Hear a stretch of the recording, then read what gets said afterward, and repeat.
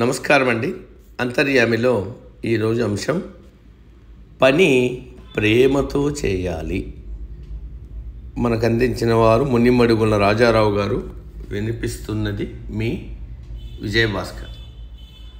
లోహంతో తయారైన యంత్రానికి పని చెప్పకుండా కొంతకాలం పక్కన పెడితే తుప్పు పట్టి పనికి రాకుండా పోతుంది. మనిషి కూడా అంతే. అతడు పుట్టిందే పని కోసం, అంతేగాని ఏమీ చేయకుండా ఊరికే ఉండి చెడిపోవటానికి కాదు. కర్మఫలమే అతడి భావి జీవితాన్ని నిర్ణయిస్తుంది.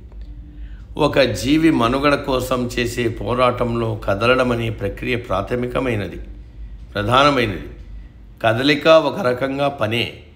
ఈ కదలిక వల్లే జీవ పరిణామానికి అంకురారోపణ జరిగి సమస్త జీవకోటి ఆవిర్భవించి ఉంటుంది.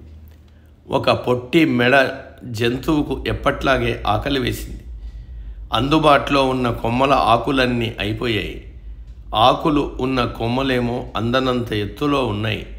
అయినా సరే వాటిని అందుకోవడానికి తన పొట్టి మెడను సాచడానికి ప్రయత్నించింది. అలా జరిగిన సుదీర్ఘ ప్రయాణంలో ఒకనాడు అంతెత్తున కొమ్మ అందింది. ఆకలి తీరింది. తీరా చూస్తే అది పొడవాటి మెడతో పెద్ద కాళ్లతో జిరాఫీగా రూపాంతరం చెందింది. ప్రారంభించిన పని విరమించకుండా సాగినందుకు ఏమి జరిగింది? ఒక కొత్త రకం జాతి ఆవిర్భవించింది. వెలుగులు పంచడానికి సూర్యుడు తప్ప మరొకటి ఉంటుందని ఊహించామా? లేదు.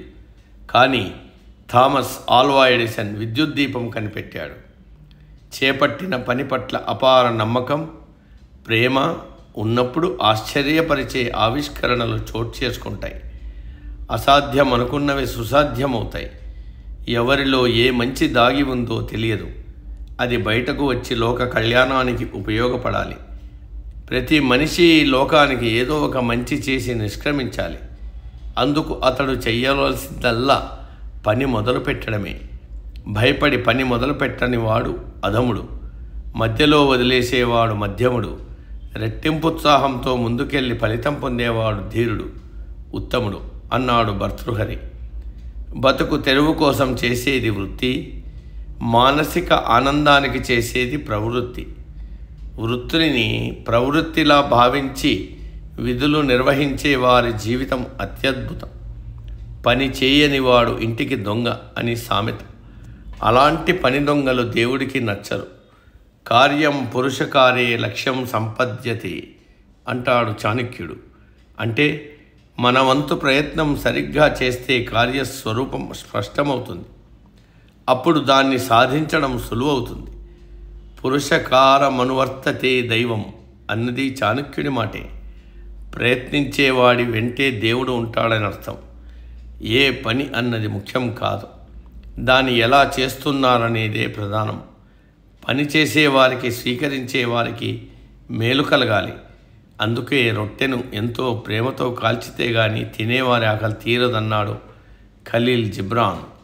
భక్తితో, ప్రేమతో, ఎరుకతో పని చేయడం వల్ల మనసు ఒకే చోట స్థిరంగా నిలుస్తుంది.